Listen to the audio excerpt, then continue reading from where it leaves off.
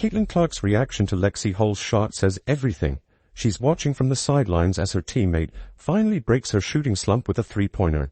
But that's just the beginning of what became one of the most dominant performances by the Indiana Fever this season.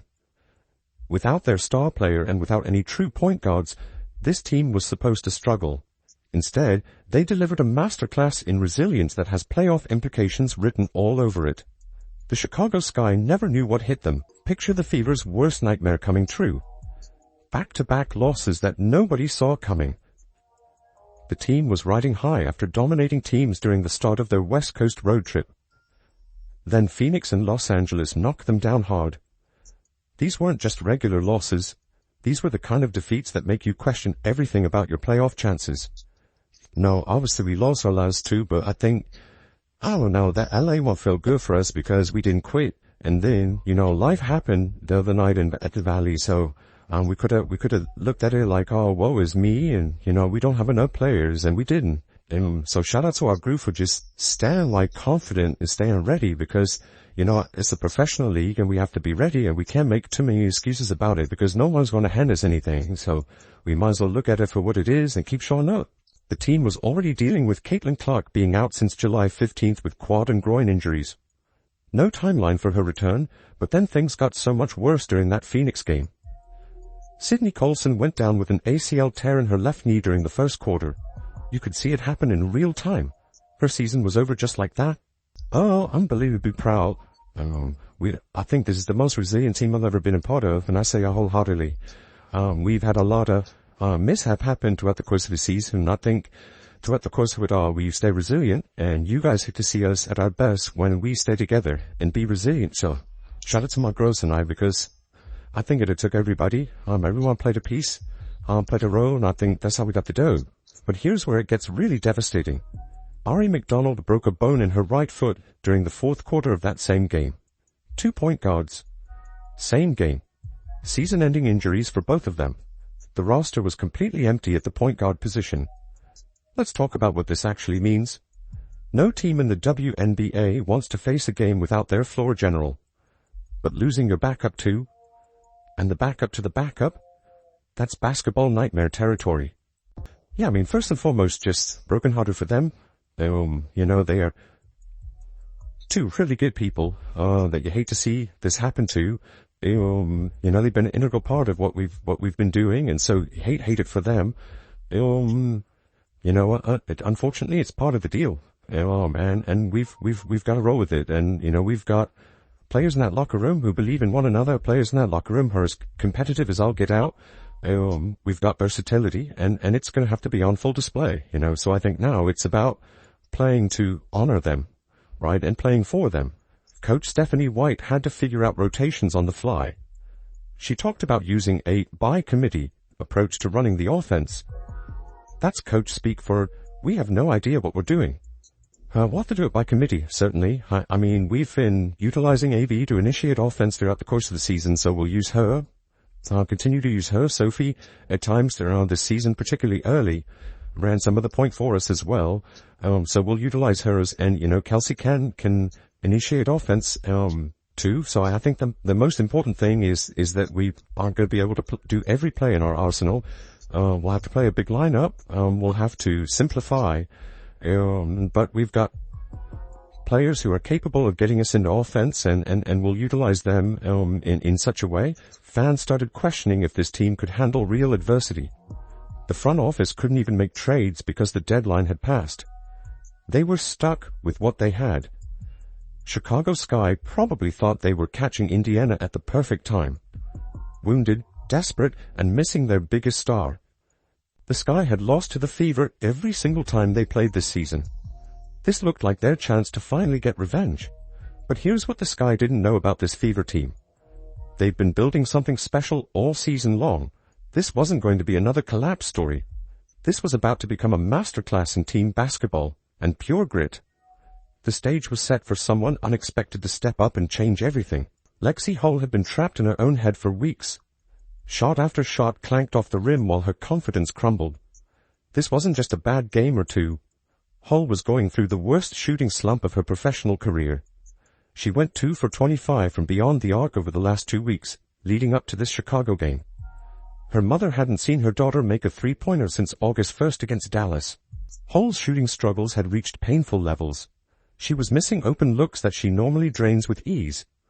You could see her hesitating on shots she used to take without thinking twice. Her natural shooting stroke was being replaced by doubt. Every missed three-pointer added more pressure. She was creating a mental prison where overthinking took over instincts. Yeah, I mean, it feels good. It feels good to see the ball go through the net. But I think, every game, regardless, you're making shots, you're not. It feels really, really good to have your teammates behind you, and I definitely feel that every day, and it's fun. It's fun today to get to celebrate some of those. The Phoenix game showed just how bad things had gotten. Hull went 1 for 11 from the field and 0 for 8 from three-point range. 2 points total. Arguably her worst offensive showing of the season. Her teammate Kelsey Mitchell had an emotional moment with Hull after that game. She told Hull she was going to count on her for what she brings to the table every night. Then came the moment that changed everything against Chicago. Hull stepped into her first three-point attempt with Caitlin Clark watching from the bench. The ball left her hands with that familiar rotation. It arced through the air and swished through the net. Clark jumped up in pure joy from the sideline. You could see her celebrating like she had just made the shot herself. That single shot broke the dam. Hull's confidence came flooding back as she started hunting for her next opportunity to shoot. She finished 4 for 6 from three-point range. But the statistical story doesn't capture the real story. You were watching a player rediscover her identity in real time. Hull was moving without the ball again. She was making the right reads and playing with freedom. I mean, it's fun, that the crowd was behind us today. It's fun to walk out of the gym on a high note and on a make, and I saw the time going down, so I was trying to pull out my inner Kelsey Mitchell. Hull's plus 22 rating showed her impact went way beyond just scoring. 17 points in a season-high performance proved that sometimes all it takes is one shot to change everything. Her teammates celebrated every make. Aaliyah Boston threw up the three-point sign with both hands. Sophie Cunningham wrapped Hull in a hug. Chicago had no idea they were about to witness a complete team demolition. But crazy them, when a song comes on, it's all there, you just gotta believe it, and I think Lexi knows that we believe in her. And our last game at Phoenix, I think we all were just a bit emotional about everything, and I think with me and Lexi had an emotional moment because, no one shot well, and I want her to know that we don't count on her for, what she brings to the table every night, and I'm always stand by my teammates, so you never have to worry about that. Kelsey Mitchell had never been asked to run an entire offense before during her WNBA career. But desperate times call for desperate measures. Mitchell built her reputation as a pure scorer. She averaged career highs in points, but minimal assists throughout her career. Playing point guard means sacrificing your own shot attempts to set up teammates. That goes against every instinct Mitchell has developed over 7 seasons in the league. Coach Stephanie White mentioned that Mitchell had initiated offense at times during the season, alongside Aaliyah Boston and Sophie Cunningham. But running the show full-time, that was completely different territory. Just to add to that, I think Kelsey's not giving herself enough credit here. Her and Sophie putting themselves before the team, making sure that they're sacrificing, playing out of position, doing things that they don't normally do, maybe uncomfortable, but I think they both really did a great job of sacrificing in those moments and doing what the team needed to do. Makuro, with sexy Lexi. The first few possessions showed the adjustment period. Mitchell had to completely rewire her basketball brain in real time. You could see her fighting her natural scorer's instincts. She was used to looking for her own shot first. Now she had to survey the entire floor and find the best option for her teammates. But then something clicked. Mitchell started seeing the floor differently. She was finding passing lanes she never noticed as a shooting guard. Her court vision opened up as she began threading passes through tight windows. She was setting up easy baskets for her teammates with passes that surprised even them. The transformation was remarkable. Mitchell wasn't just managing the offense. She was conducting it like a seasoned floor general. White had said they would have to simplify their plays and utilize a bigger lineup, but Mitchell was making it look anything but simple. Chicago's defense had no answer for Mitchell's dual threat ability. They couldn't decide whether to stop her shot or her passing. Every time they committed to one thing, she did the other. When they played her for the pass, she scored. When they focused on her scoring, she found the open teammate. Mitchell finished with a season high in assists. This proved that great players find ways to impact winning no matter what position they play. She had completely reinvented her game in one night. Her teammates were getting better looks than they had in weeks. But the real fireworks were just getting started on the other side of the court. Picture this team once the playoffs come along. They have resilience under their belt. They have gritty games that tested their character. And they'll have Clark back in the lineup ready to dominate. This victory without their superstar proves the Fever have built something deeper than just one player carrying the load. While other teams rely on individual talent, the Fever are developing the kind of chemistry that wins championships. Coach Stephanie White emphasized the importance of bringing in quality human beings who want to pull for one another. That team-first mentality shows up in moments like this. When Hull was struggling with her shot, her teammates kept finding her. When Mitchell had to play out of position, everyone adjusted their roles. Yeah, I mean, that's who she is. She wants to play. And, I felt like we did a good job of still getting her the ball in positions that she had been getting the ball. We just tried to do it, a little bit more often, and try to get it a little bit more in flow. And she let the game come to her. Her decision making has been really good. She had those 8 assists and only 1 turnover.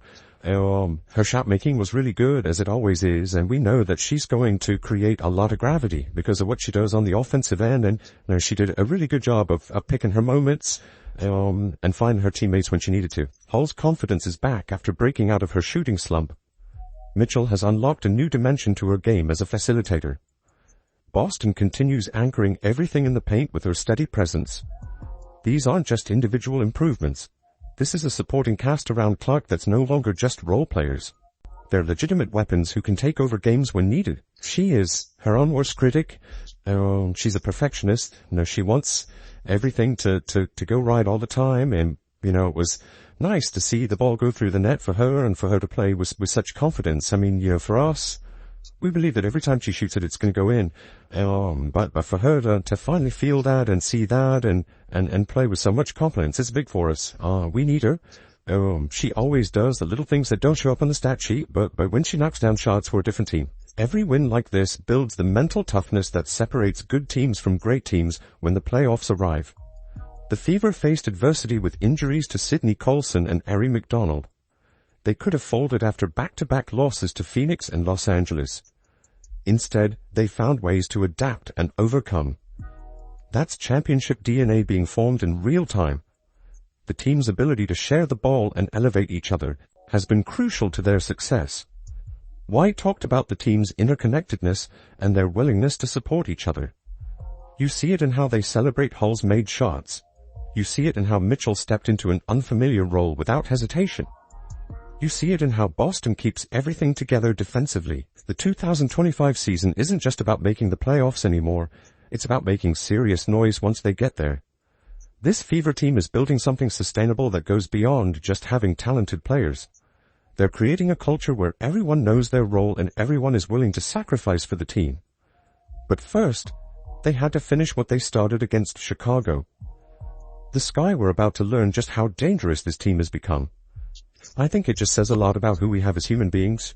That was one of the things that we made a priority in the off season of, who we bring into this organization. Number one, quality human beings, selfless human beings, that want to pull for one another, that understand, we have this depth for a reason, and sometimes it creates challenges getting people on the floor, but in situations like this is why you have it. And, I'm just, she's right. I mean, as a pro, and as a pro coach, this is one of the most connected groups I've seen. What started as a basketball game quickly turned into a statement performance that reminded everyone why the Fever are playoff bound. The final score read 92-70. That's a 22-point blowout against a team that desperately needed a win. The 4th straight victory over Chicago this season wasn't just about winning. It was about sending a message to every team in the league. Chicago is headed for the bottom of the WNBA standings for the 2nd year in a row. This wasn't just another win. This was proof that the Indiana Fever have built something sustainable and special for 2025.